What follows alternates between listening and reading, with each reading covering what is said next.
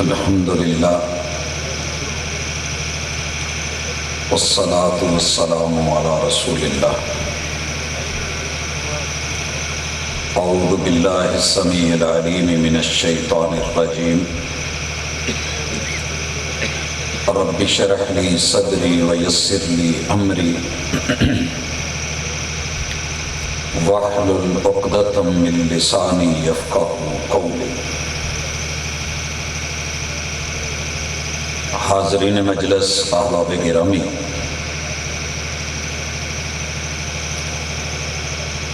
رات کا کافی سارا حصہ بھی بیت چکا ہے اور سردی بھی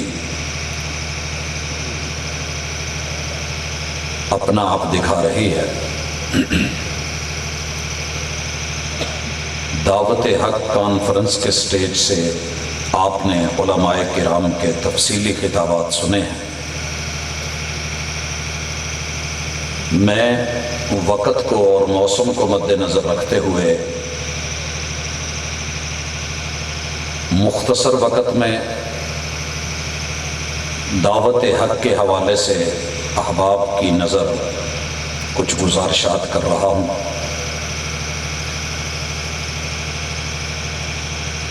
یہ دنیا جس نے بنائی ہے اس کے ناموں میں سے ایک نام الحق ہے۔ اللہ رب العزت کی حقیقت کو دنیا پاتے پاتے کوئی دہریہ بن گیا، کوئی ملحد بن گیا، کوئی کافر بن گیا، اور کسی کے نصیبے میں ایمان آیا، وہ مومن بن گیا۔ اللہ کا شکر ہے کہ اللہ تعالیٰ نے ہمارا شمار ان لوگوں میں کیا ہے کہ جو اس ذات برحق کو حق مانتے ہوئے ایمان رکھتے ہیں۔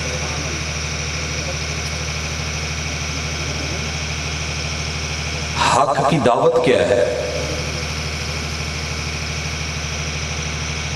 اس حوالے سے آپ اور میں اپنے آپ کو خود دیکھ لیں۔ دنیا کا وتیرہ بن گیا ہے کہ جو میں کہتا ہوں وہ حق ہے، جو دوسرے کہتے ہیں وہ باطل ہے۔ ایسے نہیں ہے۔ جو بھی بندہ دلیل کے ساتھ ہے وہ حق پہ ہے، جو دلیل سے آ رہی ہے وہ غلطی پہ ہے۔ اسے دلیل کو فالو کرنا چاہیے، اپنانا چاہیے، کیونکہ طاقت اور قوت اور عزت اللہ نے دلیل میں رکھی۔ سب سے پہلی چیز جو حق ہے اور اس کو تسلیم کیے بغیر نہ دنیا رہتی ہے، نہ عقبہ اور آخرت رہتی ہے، وہ عقیدہ ہے۔ عقیدے میں مرضی نہیں چلتی، یہ عرش برین سے اللہ الرحمن نے اتارا ہوتا ہے، اور اس کے بارے میں محبوب علیہ الصلاۃ والسلام کو یہ حکم ہے کہ بلغ ما انزل الیک من ربک، محبوب آپ پہ جو ہم نے آسمانوں سے اتارا ہے، رب نے بھیجا ہے، وہ پہنچا دیں۔ اور امت کو حکم ملا کہ آپ لوگ اتبعوا ما انزل الیکم من ربکم، جو رب نے دیا ہے اس کو لیجئے۔ اس دھرتی پہ جو بندہ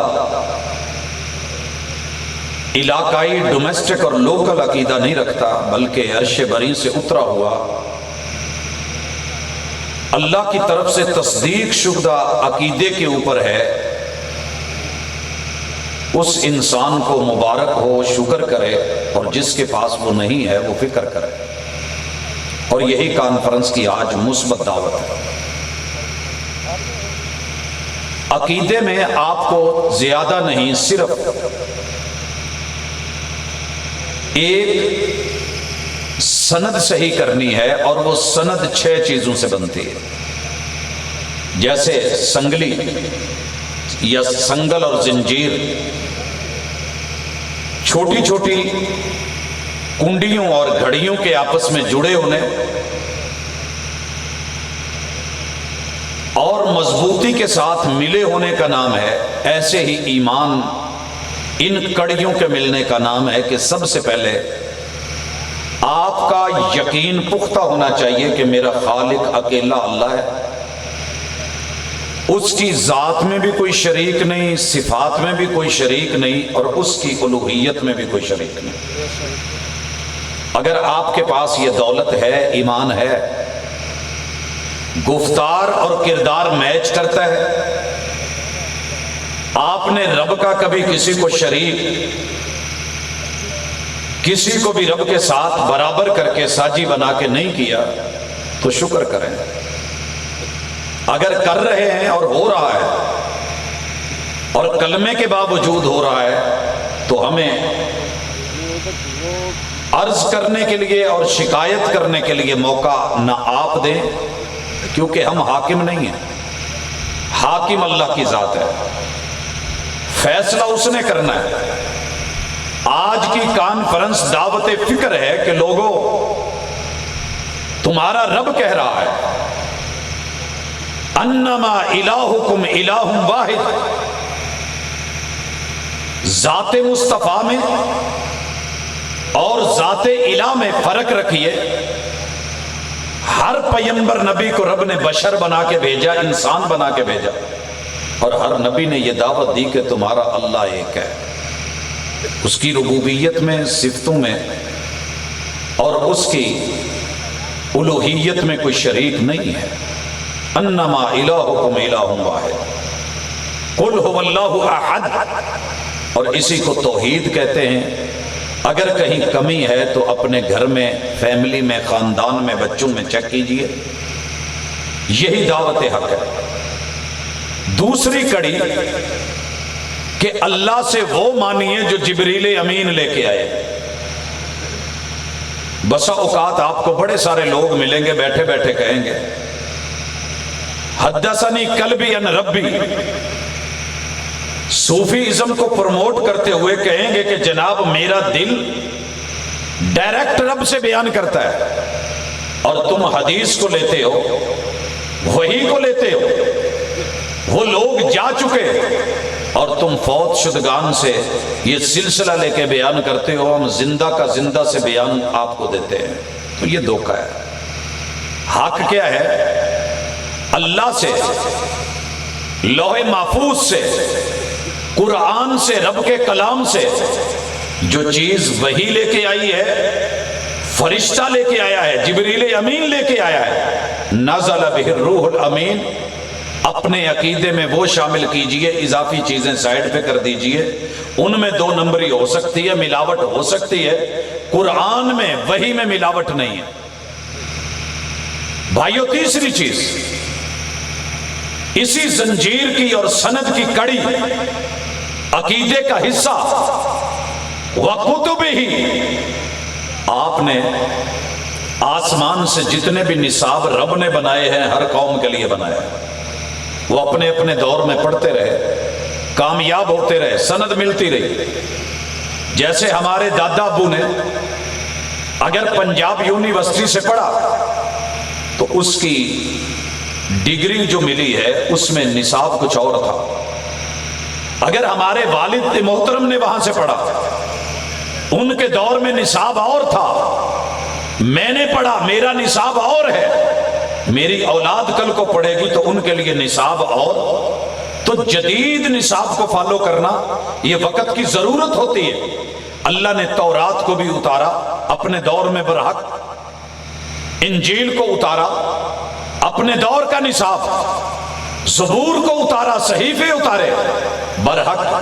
مگر آج کوئی یہودی، کوئی نصرانی، کوئی مجوسی، کوئی بدھ مت، کوئی ہندو اہل کتاب میں سے اٹھ کے کہے ہمارے اپنے نبی، اپنا نصاب، اپنی کتاب، جواب آئے گا کہ نہیں، وہ آئے تھے، نصاب اترے تھے، اب وہ اولڈ ہو چکے، وہ سلیبس اولڈ ہے، نیو سلیبس کو لیجئے، برحق ہے، اور وہ قرآن ہے۔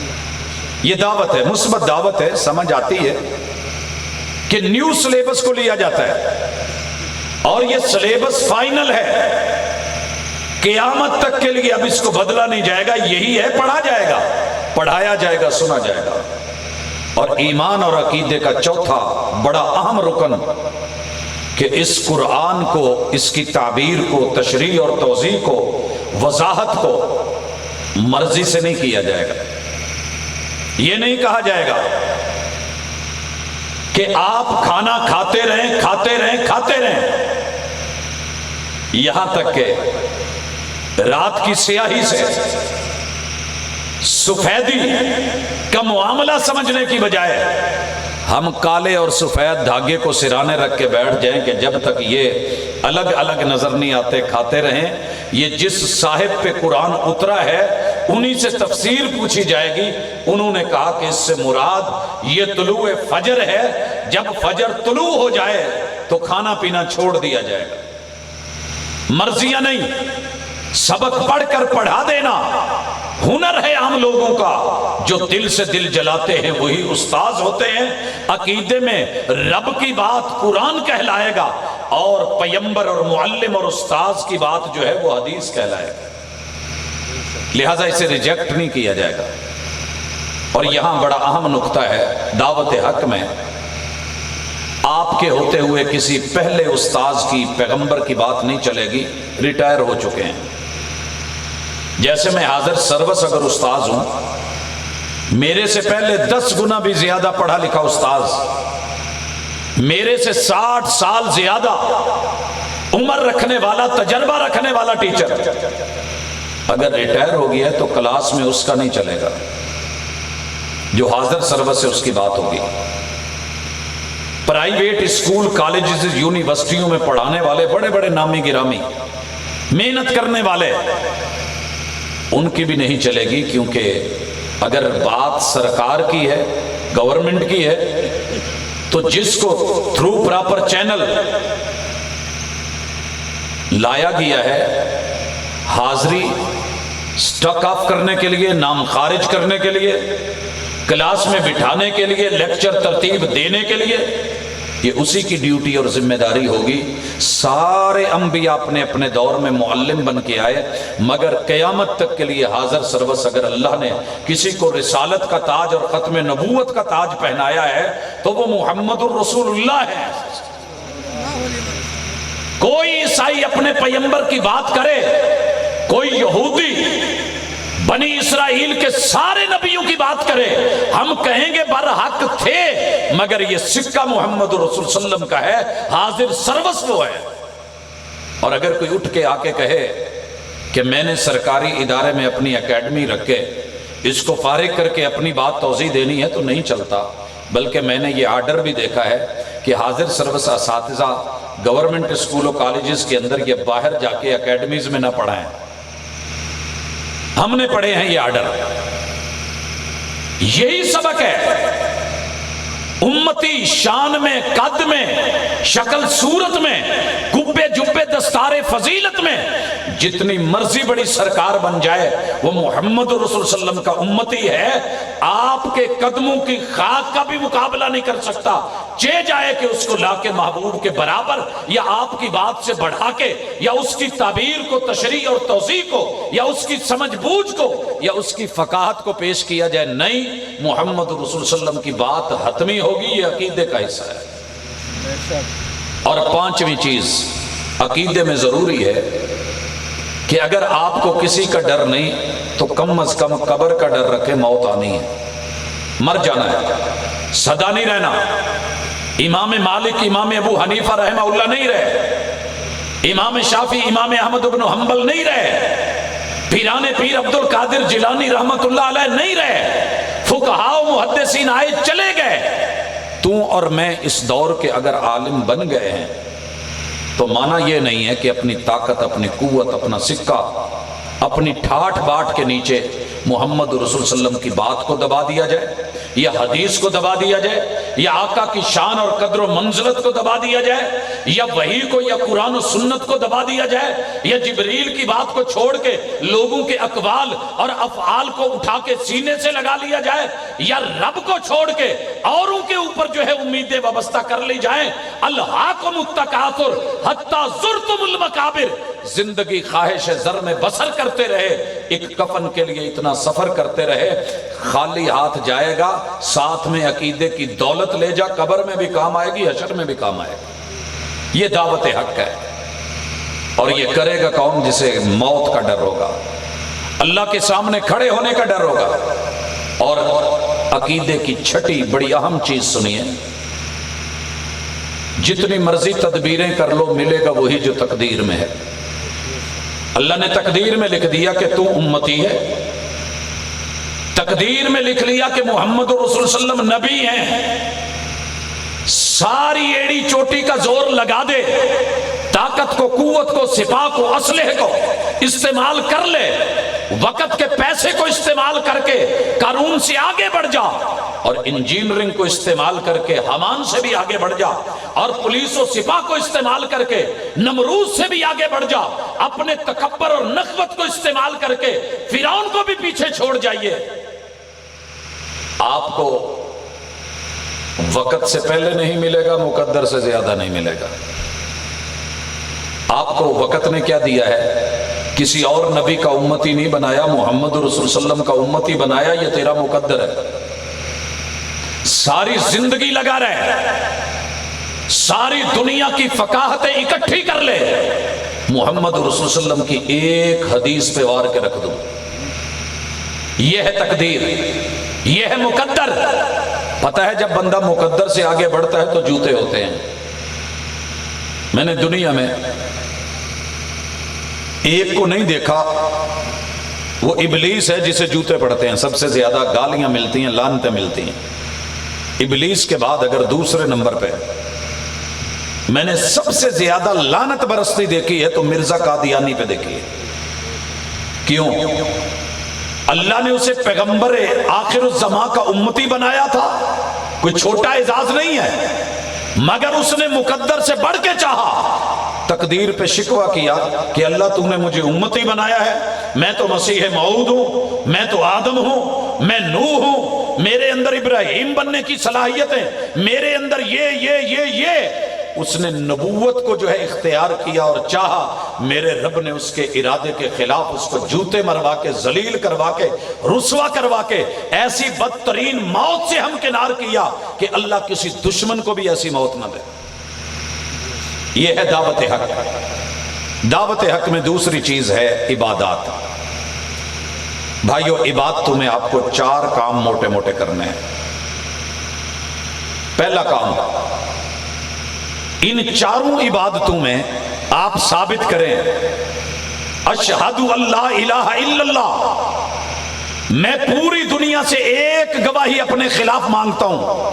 آپ کے اندر اتنی جرت ہونی چاہیے، گفتار اور کردار اتنا میچ ہونا چاہیے کہ آپ کہہ سکیں بھائی ساری دنیا مل کے ایک گواہ پیش کر دے کہ دنیا میں کبھی میرا بیٹا فوت ہوا ہو، اولاد نہ ملی ہو، مشکل آئی ہو، میرا کاروبار ٹھپ ہو گیا ہو، میرے معاملات تباہ ہو گئے ہوں، میں مشکلوں میں گھر گیا ہوں، آلام اتر آئی ہوں، مصائب نے گھیرے ڈال لیے ہوں، ساری دنیا مل کے ایک گواہی پیش نہیں کر سکتی کہ میں نے کبھی اپنا سر غیر کی چوکھٹ پہ رکھا ہو۔ یہ ہے اشہد اللہ الہ الا اللہ، یہ ہے عمل۔ اقبال بڑا اپدیشک ہے، من باتوں میں موہ لیتا ہے، گفتار کا غازی بن تو گیا، کردار کا غازی بن نہ سکا۔ عقیدہ تھیوری ہے، عبادات اسلام ہے، عمل ہے، کردار ہے۔ وَأَشْهَدُ أَنَّ مُحَمَّدًا عَبْدُهُ وَرَسُولُهُ، ساری دنیا مل کے حسین و جمیل لے آئے، لیکن میری زندگی گواہی دے گی، میری اس کے خلاف گواہی نہیں آ سکتی۔ ساری دنیا مل کے نہیں کہہ سکتی کہ میں کسی حسین کا چہرہ دیکھ کے، کسی خوبصورت زلفوں والے پہ مر مٹا، میں نے کسی کے ہاتھ میں ہاتھ دے کے بیعت کر لی، لوگوں یہ شرف اللہ نے اہل الحدیث کو بخشا ہے، عنوان ایسے ہی دعوت حق نہیں رکھا گیا، ساری دنیا مل کے ہو وہابی، 2 نمبر نہ ہو، پوری زندگی آپ کو کسی کی چوکھٹ پہ جبیں سائی کرتا ہوا مل جائے، مجھے ضرور دکھائیے گا۔ ہو اہل الحدیث،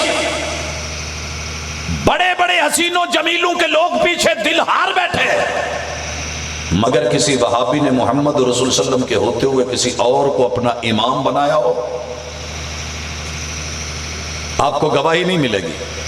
گالیاں تو آ سکتی ہیں، جھوٹی باتیں تو ہو سکتی ہیں، یہ کردار کی گواہی ہے۔ اور حضرات، یہ دونوں چیزیں ثابت ہوں گی آپ کی اذان سے، ثابت ہوں گی نماز کے قیام سے، ثابت ہوں گی رکوع اور سجدے سے، اور ثابت ہوں گی تشہد میں۔ اگر آپ کے اندر یہ خوبی ہے تو مبارک ہو، شکر کریں، نہیں تو فکر کریں آپ کا قیام اگر محمد رسول اللہ صلی اللہ علیہ وسلم جیسا ہے۔ اذان آپ کی اذان سے میچ کرتی ہے، آپ کی نماز میں قیام اور قیام میں ثنا ہے، اس ثنا کے اندر محبوب سے مسنون ثابت شدہ ادعیہ ہیں، آپ کی نماز میں فاتحہ ہے، آمین ہے۔ دنیا تو کہتے ہیں نا جی دنیا چاند پہ پہنچ گئی ہے، آپ آمین بالجہر اور فاتحہ کے مسلو سے نہیں نکلے۔ میرے بھائی، دودھ کو دودھ تبھی کہا جائے گا جو جینون گائے بھینس کے تھنوں سے نکلا ہے، وگرنہ مارکیٹ میں تو دودھ بڑے پڑے ہیں۔ پھر ہم نے یہ فوڈ کے اوپر انسپیکشن کے لیے جو ادارے بنائے ہیں، کیوں بنائے ہیں؟ یہ پنجاب فوڈ اتھارٹی کیوں ہے؟ یہ آپ کسی بھی چیز کو چیک اینڈ بیلنس کے اندر کیوں لاتے ہیں؟ میڈیسن کیوں چیک کرتے ہیں؟ یہ 1 نمبر 2 نمبر 3 نمبر 10 نمبر کے مرحلے کیوں رکھتے ہیں؟ دین کے اندر بھی لوگوں نے کیا، اللہ نے اسی لیے کہا لوگوں سنو، الا للہ الدین الخالص، تمہارے رب کو صرف خالص دین چاہیے، لہٰذا نماز کے خلوص کا پتہ چلے گا، اس میں پیغمبر نے فاتحہ پڑھی ہے، اگر تیری نماز میں ہے تو ٹھیک، نہیں تو ساری زندگی ٹکرے مارتا رہے۔ لا صلاۃ لمن لم یقرأ بفاتحۃ الکتاب، اگر چائے میں پتی نہ ہو، دنیا جہان کے دودھ ملا دے، وہ چائے نہیں ہو سکتی، تو پھر سن لے وہ نماز نہیں ہے جس میں فاتحہ نہیں ہے۔ یہی تو معیار ہے، یہی تو معیار ہے۔ چلیے جی ٹی روڈ پہ لاہور سے لے کے اسلام آباد تلک، انڈس روڈ پہ وہاں سے لے کے کراچی تلک، اور پھر اگلے روڈ پہ نکل کے باجوڑ تلک، لوگوں ادھر کشمیر تلک، جدھر بھی نکلو گے جب بات چائے کی آئے گی جو مرضی اس میں ڈال دیں، جب تک اس میں پتی نہیں گئی چائے نہیں ہوتی۔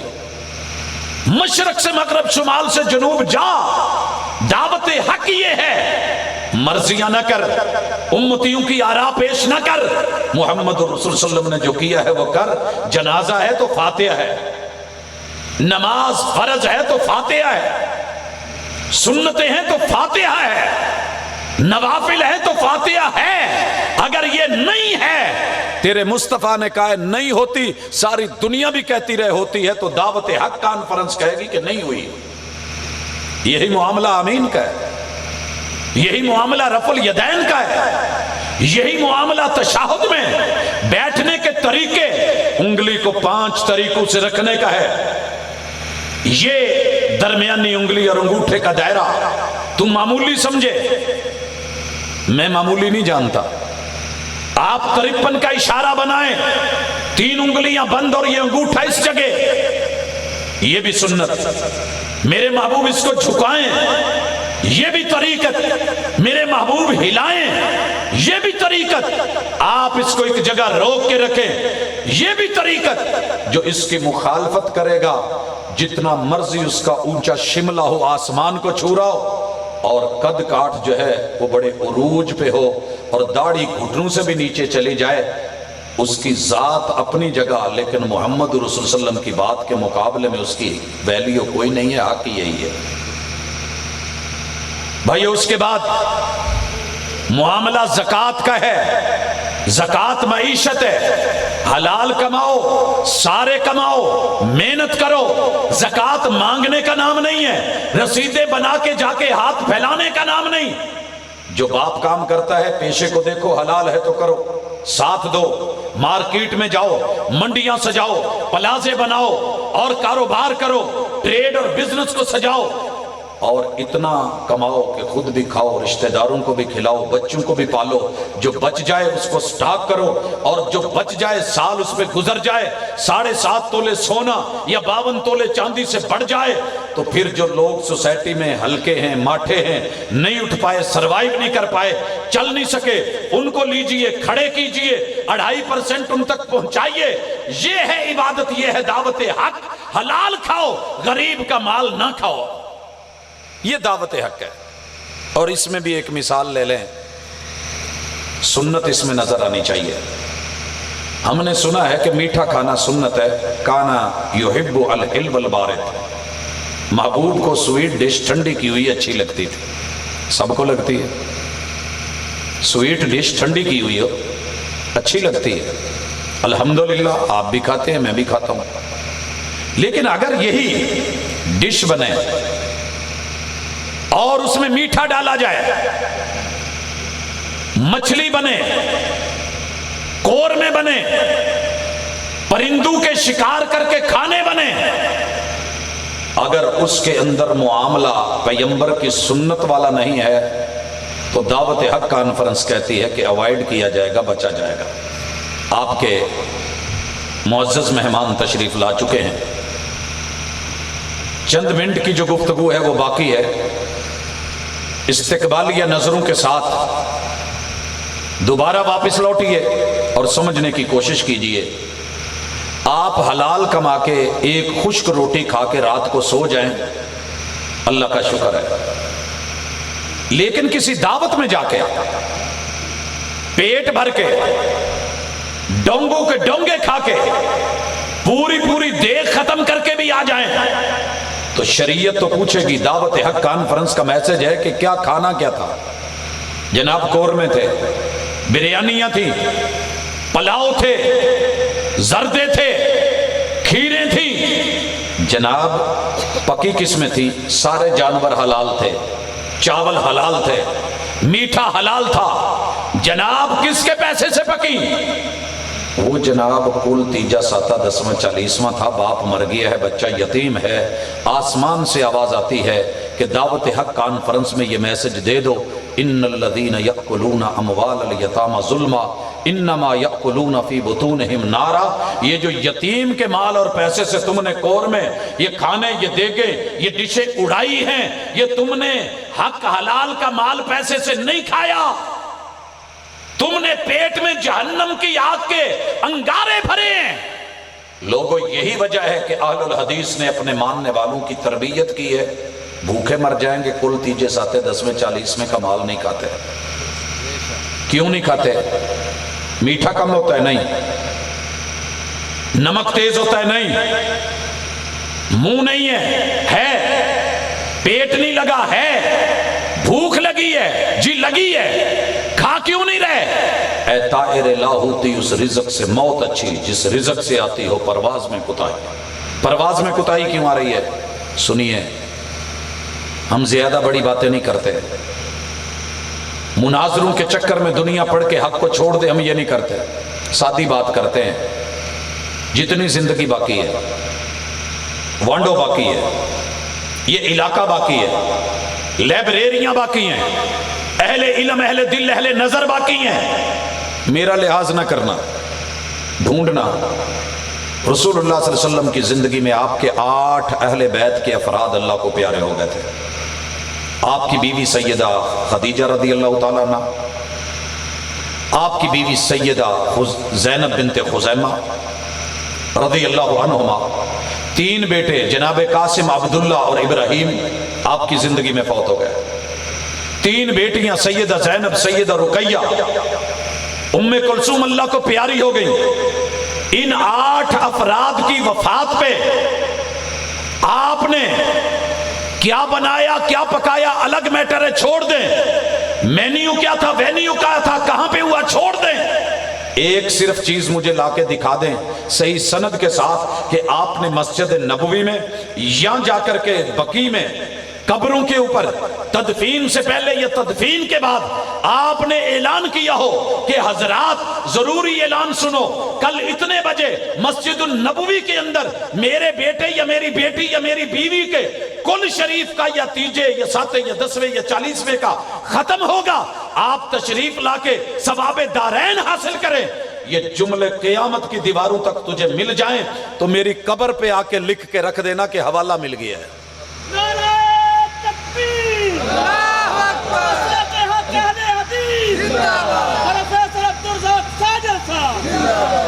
بھائی کے جذبے کی قدر کرتا ہوں، میں نے بات نعرے کے لیے نہیں دلیل کے لیے کہی تھی۔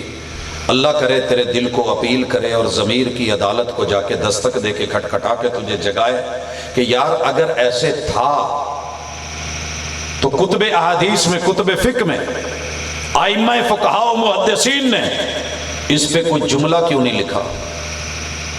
اس سے کوئی حکم مستنبط کیوں نہیں کیا؟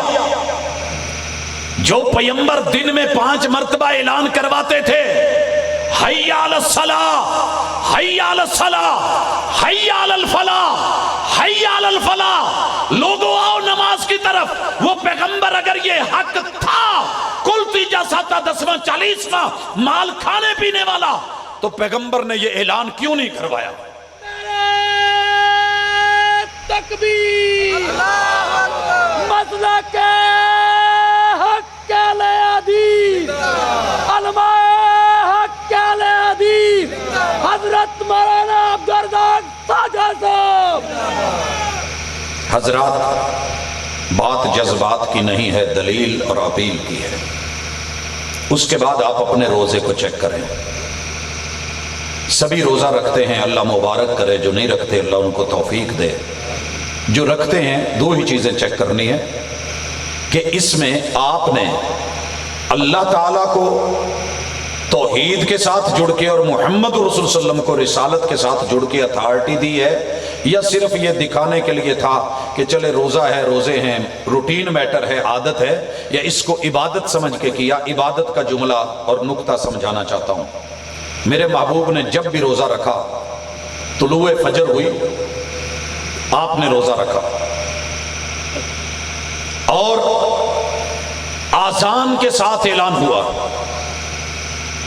جناب بلال کی اذان قیام کرنے والوں کو، سوئے ہوئوں کو جگانے کے لیے، لیوقظ نائمکم، جو سویا ہوا ہے اس کو جگا دے، اور جو قیام کر رہا ہے اس کو تھوڑا منتبہ کر دے کہ اپنے قیام کو روک کے سحری کر لیجئے۔ وَلِيُنَبِّهَا قَائِمَكُمْ۔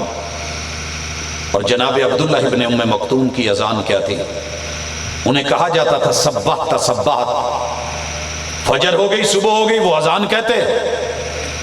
یہ تھا میرے پیغمبر کی روٹین روزہ رکھنے کے اعتبار سے۔ اور جب سورج غروب ہوتا، میرے اور آپ کے محبوب فوری روزہ کھول دیتے تھے، کوئی 2 4 5 10 منٹ کے انتظار میں نہیں تھے، اور بلکہ آپ نے کہا میری قوم جب تک سورج کے غروب ہوتے ہی روزہ فوری افطار کر لے گی وہ خیر پہ ہے۔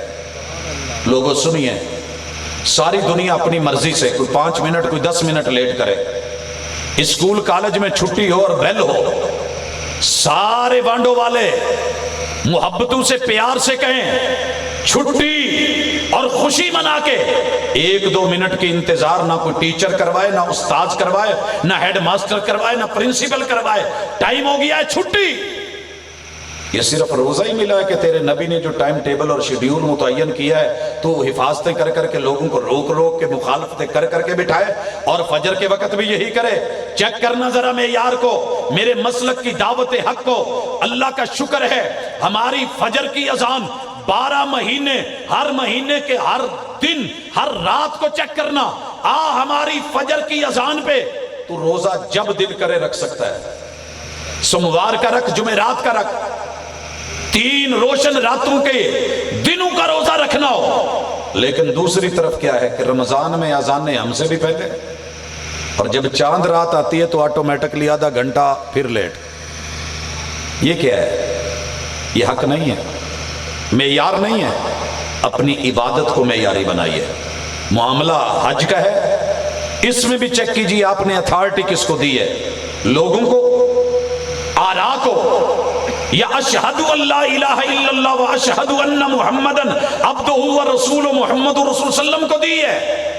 ایک مثال صرف عرفات میں میرے محبوب نے، عرفات میں، مینا میں اور مزدلفہ میں اپنی عبادت کچھ یوں کی ہے.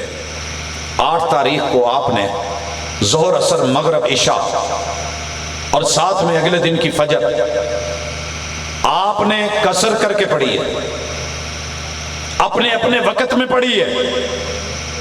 ساری دنیا پہ لازم ہے، دعوت حق یہ ہے، وَمَا آتَاكُمُ الرَّسُولُ فَخُذُوهُ وَمَا نَهَاكُمْ عَنْهُ فَانْتَهُوا. پیغمبر نے جو کیا ہے کرو.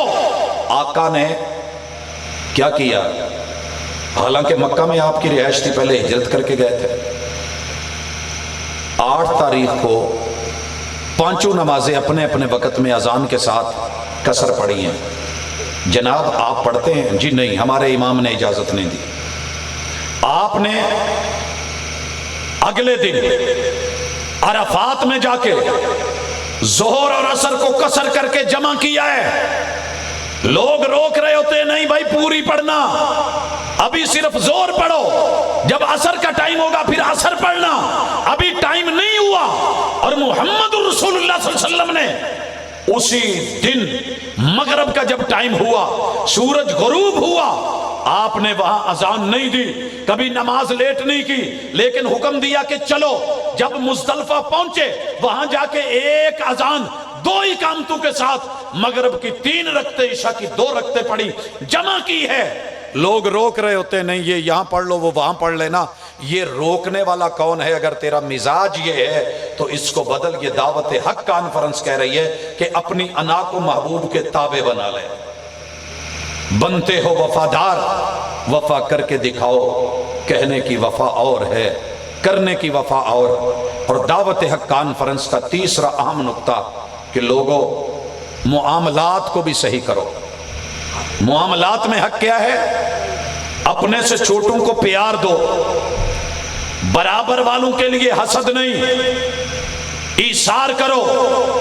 اپنے بڑوں کے ساتھ بے ادبی نہیں، احترام سے ان کو وقار دو. چھوٹوں پہ سختیاں نہیں، پیار. برابر والوں سے حسد نہیں، ایثار. اور اپنے بڑوں کے ساتھ بے ادبی نہیں، وقار.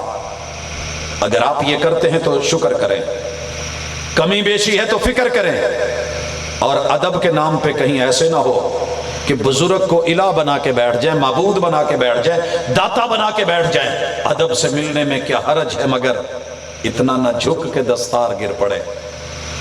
انجام ظالموں کا اپنی نظر میں رکھ، شاید کہ تیرے ہاتھ سے تلوار گر پڑے. اقول قولی ھذا وآخر دعوانا ان الحمد للہ رب العالمین.